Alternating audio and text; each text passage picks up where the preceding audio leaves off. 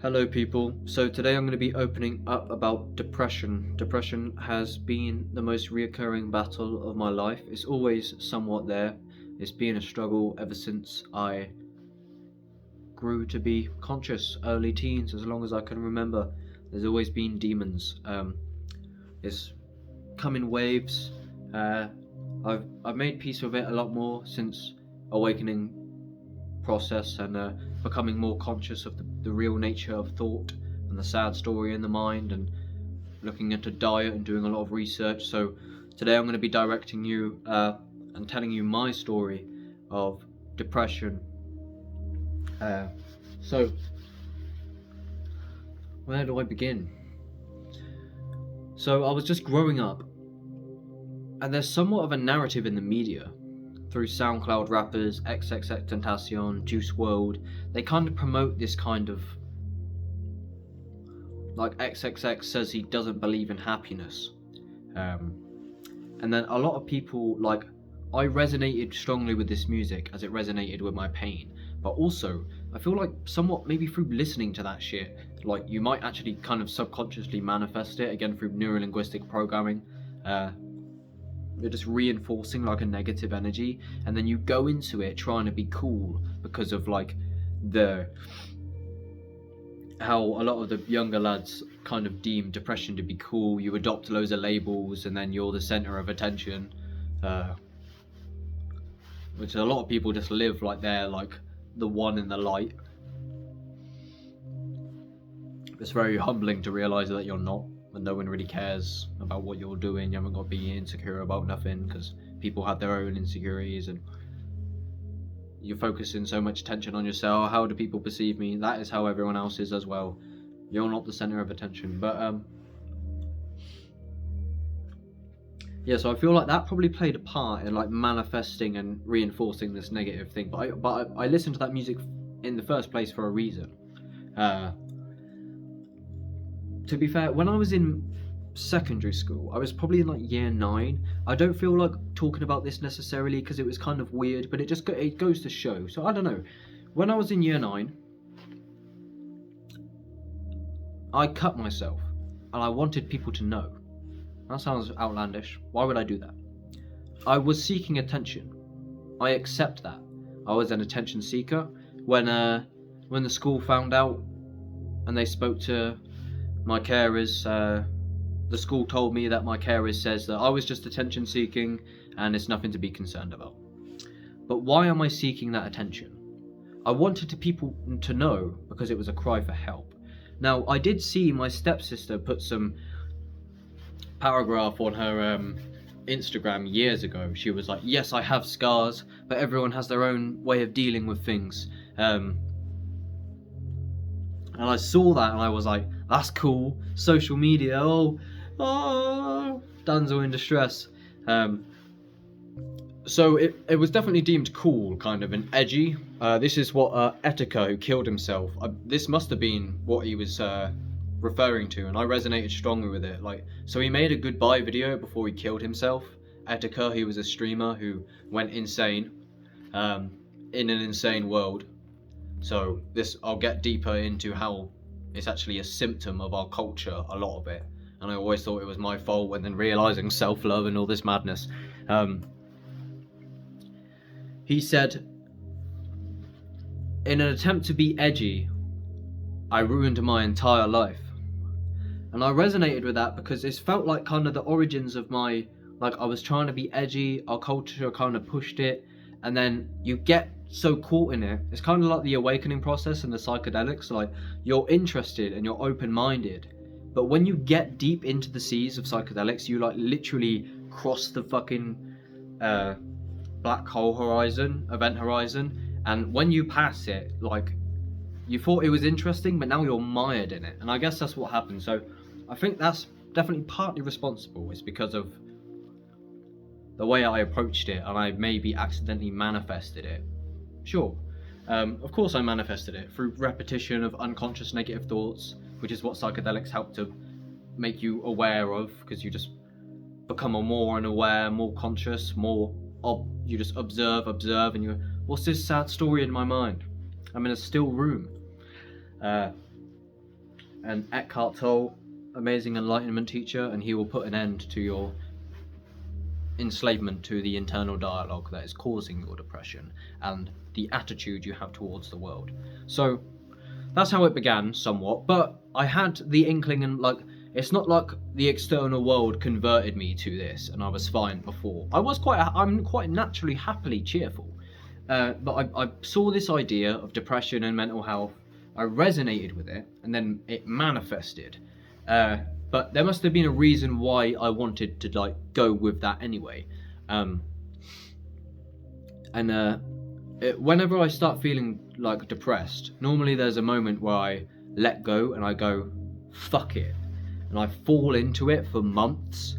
It's like you actually kind of want to let go and be a victim and just go in the sorrow, and it's quite addictive. It can be just negative thinking. So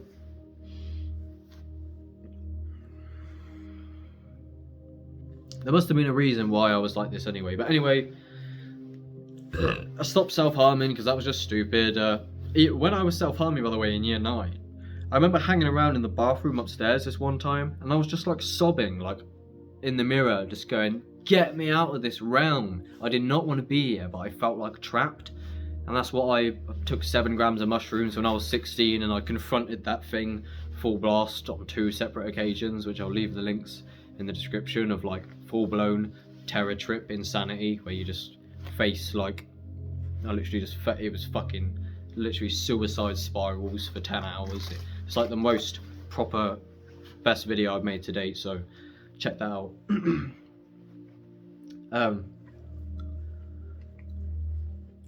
So yeah, why am I having these thoughts when I was so young? And an artist I resonate very heavily with is NF, and NF makes these raps where it's like heavily contemplative. He's like, one of the lyrics I love by him is, just think about it for a second. If you look at your face every day when you get up and think you'll never be great, you'll never be great. Not because you're not, but the hate will always find a way to cut you up and murder your faith. It's like if you believe that you're going to be sad and you just reinforce this story, it's literally just self-created. And I'm going to get people on the podcast about depression, who a lot of my friends, young lads like me, who are now awakening, and there's a lot of us now. It's quite weird.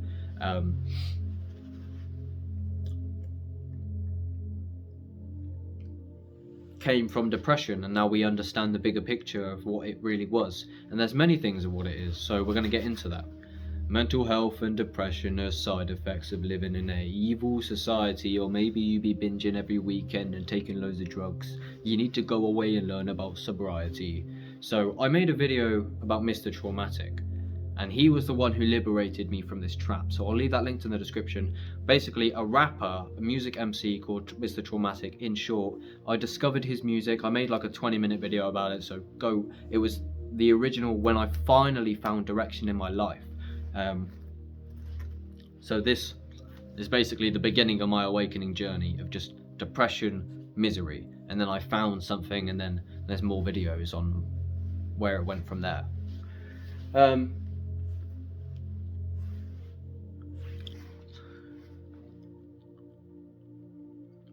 So that was way back in school. Even my first channel on YouTube, for evidence. Oh yeah.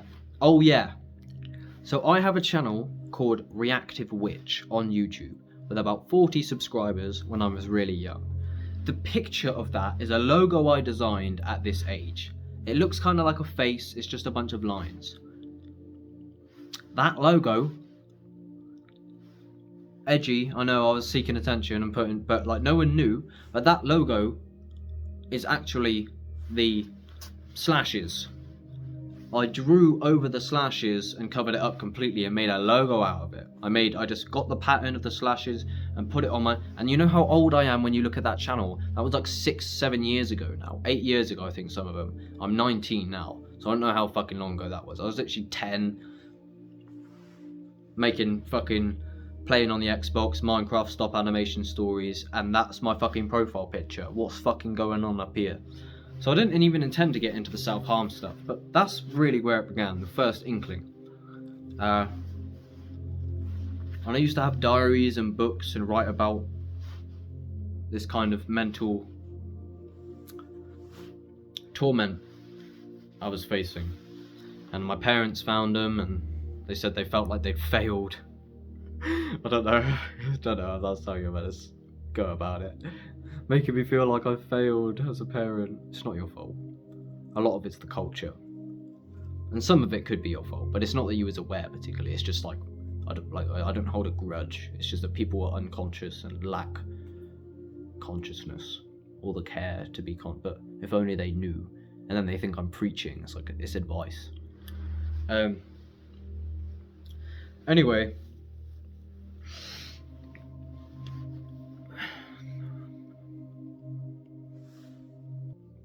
so after that, I was actually alright for I still had fucked up, I remember, this actually goes a lot deeper than I anticipated, so I'll try it. So I was very insecure growing up. I had a big insecurity about my ability to perform in the bedroom. I was like, I need to lose my virginity or I'll never lose it, I'll be a loser. Many times, I had relationships for months, and I literally did not have sex with these people when I was really young because I was insecure and I didn't want to I feel like that's, but yeah, and then it's just things like that are just that's where the flaw is. And there was many times that I'd fucking one really awful experience where I just could not get it up basically, and but it's all in the mind, and I believed that I wouldn't be able to do it because I was just in anxiety, and I didn't even know. I didn't know that. Many people, they don't associate with the label depression, but they're miserable every day. So I didn't associate with the anxiety label, but now in retrospect, I see that was the case. So it's things like that. I was very into, and then so what I was gonna say is every time I got into a relationship, there was this weird point where I would try to explain to them there's something I need to tell you, but I couldn't actually ever articulate it. Maybe this is why I'm so good at it now. But I'd say I feel weird and but I could never actually make any progress, and normally they'd just end up looking at me what the fuck are you talking about? I'd just try and explain something to them, and maybe I don't know, but it was just it lacked direction, and it just kind of left them very confused in the end. They were like, what are you even trying to tell me? And I just go, I don't know. So that was weird. I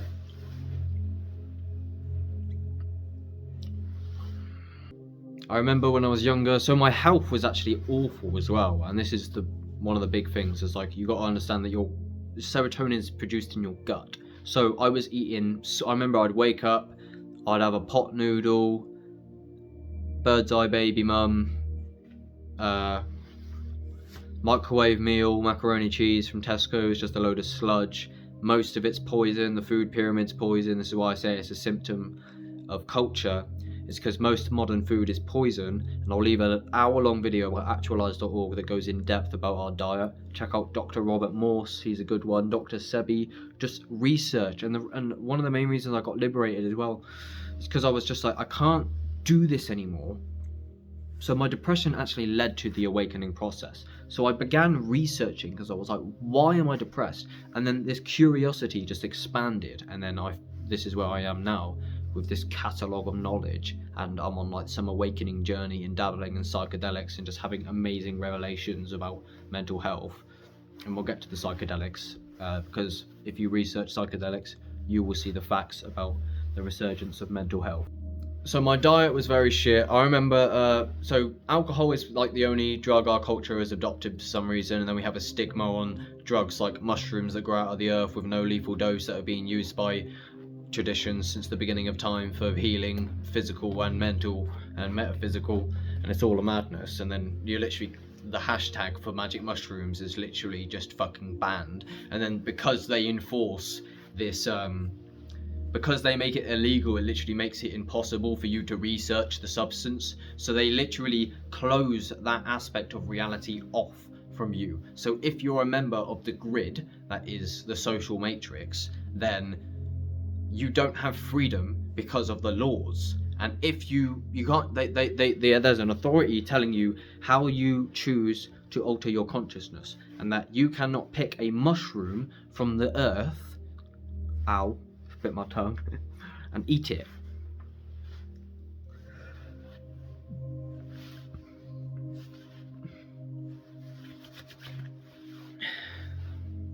So many people, with alcohol, my friends were dabbling in alcohol. I done it as well because it was fun. It's gay to care about your health for some reason, or cringe. Who cares? Just smoke the tobacco. It ain't gonna kill you. You're still here now. I mean, you've been eating poison all your life, and you're still here now. So health is very important because it's the mental and the physical are heavily connected. Like your mental state is very dependent on your posture and all sorts of things. Kind of, not necessarily. So that was a big factor. So I was decently okay, not really. But when it really kicked off is when I got my first job at age 16 at Subway. So I was in Subway, this is when it got heavy. So I'll try and get some memories. There was some memory. So my manager said to me, I always look like bare fucked. I would be like this all day at work. And I was kind of doing it for attention. But I was very disturbed. I just looked like I was screaming inside all the time. And then my manager said something to me about it. He offered to take me to his church. I didn't go. It's called Rishi, the manager of the Subway. And I remember at one point I was just serving the sandwiches, and this guy I was working with called Nacho from Spain, he was like, "What's wrong?" And I just started crying. I was like, "I'm just depressed." I was doing the sandwiches. I was trying to hide it from the customer. I was just like, quietly, "I'm just depressed, man." And there was just nothing to be said. I'm just crying. I don't know why I'm depressed. People talk to me about it and I'm just pessimistic. And I can't see past my own ego and my own bullshit. So this is when I made my first album called Toxic. This is a very depressed album. Go check it out. It's in the link, top of the description. This album is a very depressing album, and I'm just saying one of the lyrics that just makes you think, what the fuck? At the end of what was it? Pepper Pot. One of the lyrics I wrote, some of the best lyrics I wrote. It's a very dark song, Pepper Pot Part 1.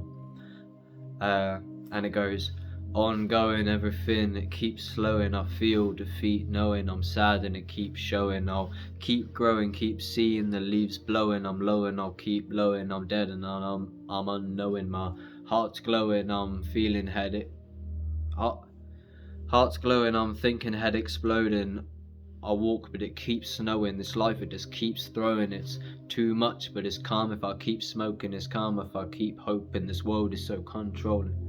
And then at the lyric I was going to say originally that makes you think, what the fuck, as I said, it's when I die I'll make my body really hard to find, which is like a cringe bar. But why would I say that? Like, what the fuck's wrong with me? And it's just that it's always been this consistent throughout my entire life. There's always a non-stop. It doesn't matter if I'm happy or not. I'm always working through loads of psychological baggage, and there's exponential progress every day. And then if our culture wants to call this fucking schizophrenia, and then I want to go get a label and then get hooked on a fucking class A, when other cultures literally turn you into a fucking visionary if you have like schizophrenic or psychosis traits, which is what I've done a lot of research on. It's like our culture's just completely backwards. So I made this album. It's very depressed. If you want to get some insights on how I was feeling, go listen to that. I actually like it. It's not the best quality, but I'm very proud. So I made that when I was 16, and I was very depressed, and in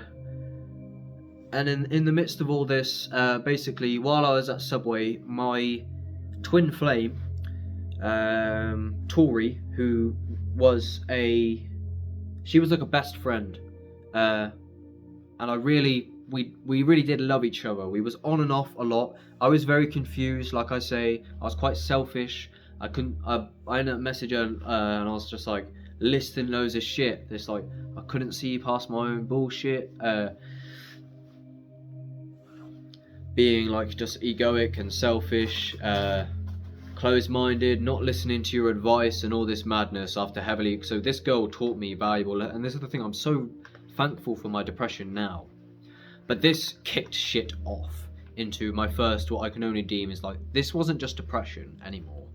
It was like full fucking psychosis. Like, I remember looking in the mirror, just going like, what the fuck, man? Like, especially when this girl. So I think Jordan Peterson has a powerful video on when do mental disorders actually develop? Like, what is something that kicks it off? And he says it's a blow to the mind quite often when you're at your lowest point.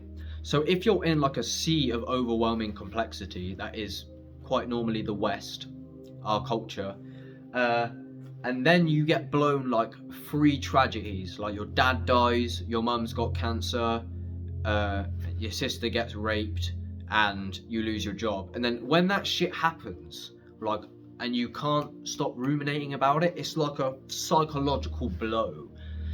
So there's a very important point. So this was actually my blow point.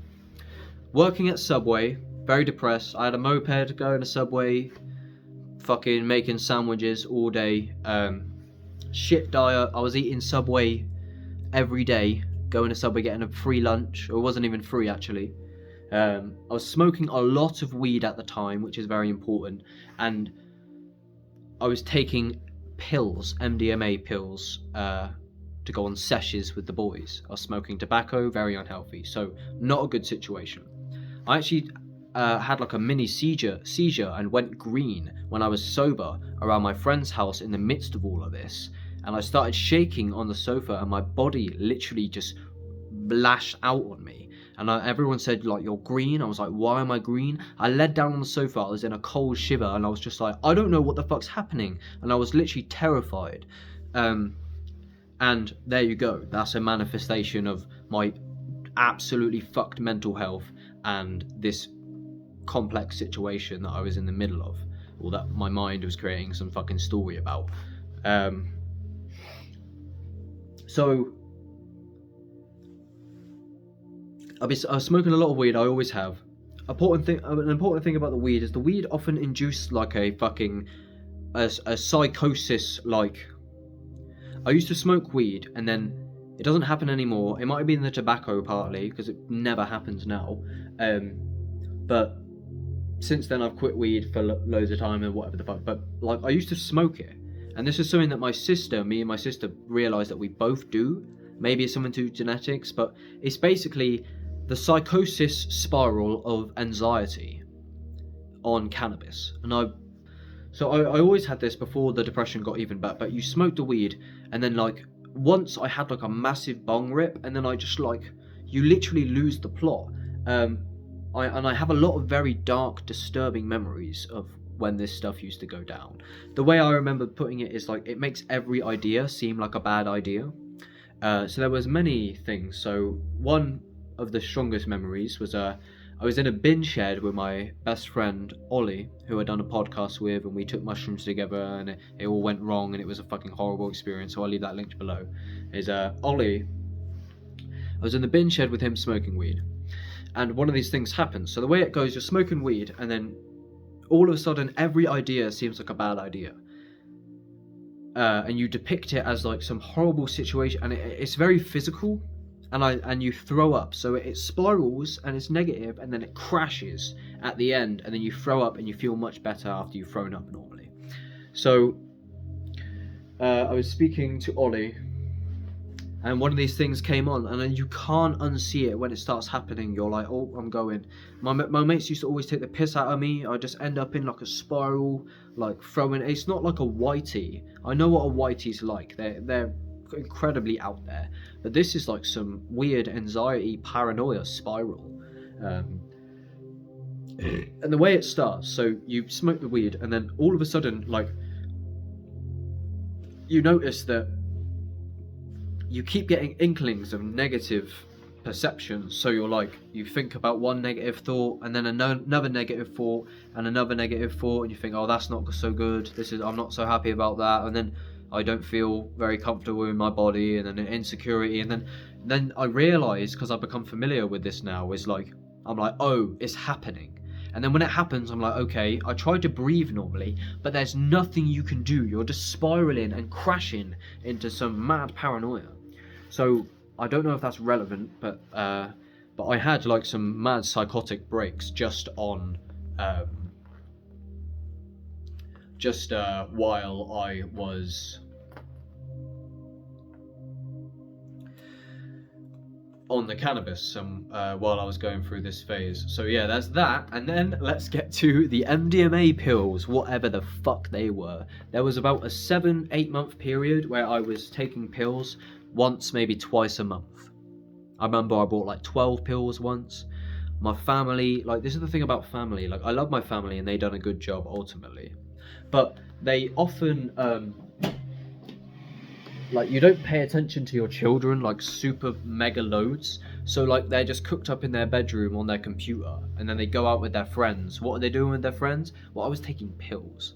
I've actually got a picture with my dad. I was on the sofa and it was Christmas, and I was next to him, cuddling him with the dog, and on that picture I was still on pills because I took them on Christmas Eve, ready to get picked up by my family and go back there.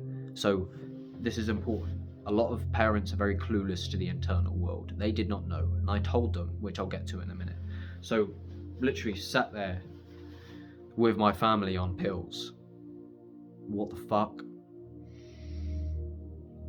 And then, yeah, another thing I forgot is the old channel Reactive Witch. There's a video that says "Be back soon," and it's like some horrible music, like some gloomy music with some black screen with red text. Like, I've got big things on my mind. I'm only like 10 years old, so it's been non-stop.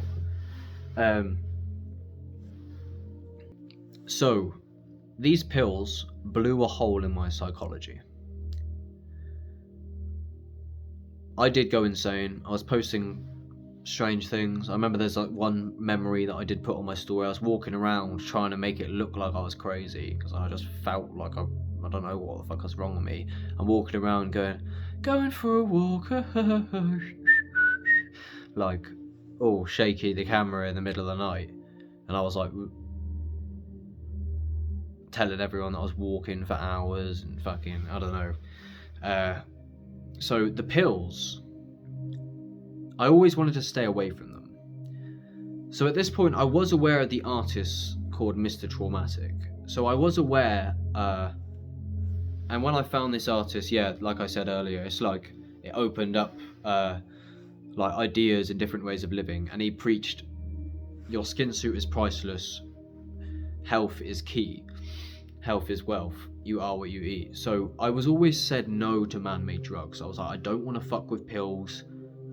Hopefully I'll get mushrooms eventually, even though I smoked cannabis and everything. But eventually the peer pressure, it wasn't even the peer pressure. Eventually I went, fuck it, because it is kind of peer pressure. So the way that I perceived it is that all of my friends would be so ecstatic if I finally come on a sesh with them.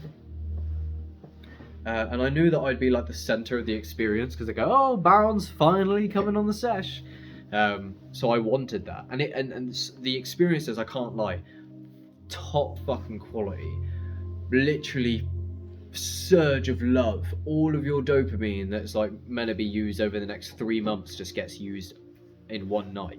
And you literally, and it was magical. These people were not really my friends. They don't really care about me, but I do treasure those experiences, even though I shouldn't have fucked with them chemicals. I'm not even too concerned that I'd done them because it's made me who I am today. But eventually I caved in and went, fuck it, I'll do it. I was taking the pills, and then, so on the first sesh, everyone was sat in the living room chilling, and I was sat in the chair just looking at the room. And it was the end of the night. And the main thing that made me go into this actually is because like the sesh ended, and 2 of the people went upstairs and it was just dying down. But something about the pills, I literally just started crying, just sat there like, and then everyone was like, are you okay? And I wasn't speaking. And then many of them take the piss out of me today, like Skinbag, who I made a lyric about on one of my songs. He said, I've never been the same since that night. And that was definitely another psychological break. And then that, just before that, this girl had completely cut me off. Or I think that one might have been in the midst of it. But it was like this surge of unhealth, fucked up man-made drugs, insecurities, fake education, toxic culture, spiritual intuition, suppression, and just and then there's just like these things literally broke my fucking mind. And the weed and the psychosis and the self-harm and all this mad shit. Listening to all these songs about that just reinforce it, and then I'm not exaggerating. It was just like I literally must have just, and it's I didn't even realize it until I reflected on it a lot. But there were key moments where my psychologist, like, it just fucking, I was drowning in pain, and I'm not exaggerating, for many fucking months. And then so this girl cut me off, and it was all a madness, and I remember there's a video where I'm like in a field and I'm literally snotty and I'm like, what the fuck? I was filming it for my Snapchat memories. I was like, I'm fucked, bro. I'm fucked. It's a scary video. And I'm laughing just in the middle of the night in a field, just going, ah, because my soulmate cut me off with no explanation. And then she called me back eventually, and we realised it. We came to a conclusion, but that she didn't call me back for 3 years, and then I was mellowing in this lack of closure forever, and it was just perpetual. I want this girl back, but it was just like, now I reflect on how fucked my situation, my mental state was, and then people want to act like there's no, like, I'm showing symptoms of my diet and just who I am, and then everyone around me just acts like mental health is just some fucking game, like it doesn't exist, like it's just some shit you hear on the internet. But the truth is, I was literally suffering so fucking much for really long. And then so this girl cut me off, and then the fucking MDMA pills just split my psychology, and I was doing them loads, and I was seshing a lot, and I got a lot of videos on that, so I'll make more about that in the future, like actual videos of me in the sesh. And then yeah, and then I just remember a song that resonates with me is Test and Recognize by Flume. It's like just this pure psychosis fucking feeling.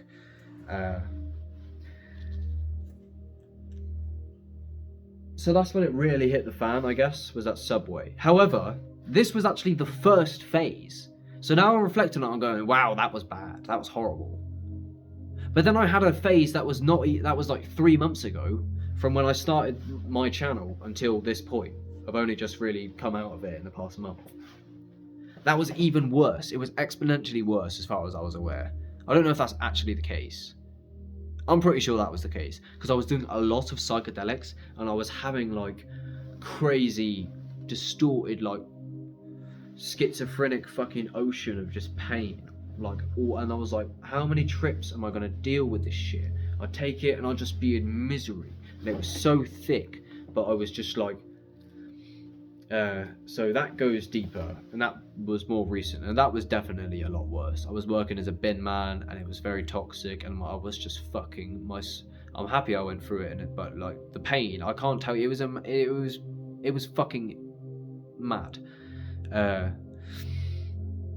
And I could tell you that. So regardless of if I was creating it because I was seeking attention or whatever the fuck, I was really fucking suffering because of this. Like, it felt like a demon, like just sucking my fucking energy, and it was like your body becomes demobilized.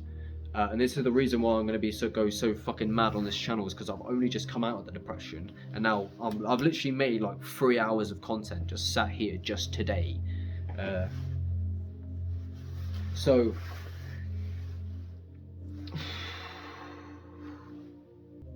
I'll tell you what, this video will be, because I'm running out of storage as I always am, this video is going to be about the first round of depression, and then I'll make a part 2 about the second round, because there was a separation. Like, I was young, and this is what I was telling you now about the pills and the girl and the bad health. This was the first part, the first depression of confusion. And then I had a revelation into self-help, spirituality through educational videos on YouTube, and I've taken over 70 psilocybin mushroom trips at this point, a few LSD experiences, and I meditate and I get good on my health. So this is how you approach it. Our whole pharmaceutical industry is just clueless, and the mental health help is literally backwards. They get you hooked on class A's because you're sad. They don't teach you how to grieve. You get addicted to a fucking class A and you literally become a drug addict. Is that the solution? Is it to get so you got to think about this? Someone who's depressed and who's suffering, right? Because of who knows what reason. You are what you eat. I don't know. Who knows? The solution to someone with mental health issues is to get them addicted to a class A. What fucking kind of solution is that? That is so retarded, and they're so easily given out to. So I've said this point so much now, but it's just like I have mates who have like probably nearly permanently fucked their brain chemistry because when they were young they said, "Oh, I'm gonna hurt myself if you don't give me a tablet," or not even necessarily to that extent. They were not happy. I could have got them. My dad, thankfully, was telling me ADHD is not real. I wanted to be a victim to these labels and all this madness, but. And I was like, "Oh, let me get diagnosed, man. You're a cunt. Let me." But I'm very happy because I would have taken the medication, and that would have fucked me way different worlds than the way I am now, and I would have never discovered my true self and blossomed into this spirituality. So, I then in the midst of all this at Subway and everything shit. I called my mum one day. I was at work. I texted her. I said, "I need to talk to you and Dad when I get home." I was planning to just get him on the sofa and just say, "I'm literally fucked, drowning in pain." And then she texted me and basically said, "Is it because of your depression or whatever? Like, is it because you're depressed or what?" And I called her. I made a Snapchat memory of this just for myself. I always film like my whole life, and it's been a very useful tool. I have a catalogue of my memories on my phone. And I called her and I just broke down on the phone. Again, it was another point where I was just at the fucking end. And eventually we come to speaking, and basically through talking to my stepmom, this is when it blossomed into quite a happy period for a while. And I thought I was done. I thought I was God. I thought I was I am God. And so are you. But I thought I was done, and then it creeped back up. And that will be part 2, my friends. So I'm running out of storage. Thank you very much. Follow all my shit. I love you.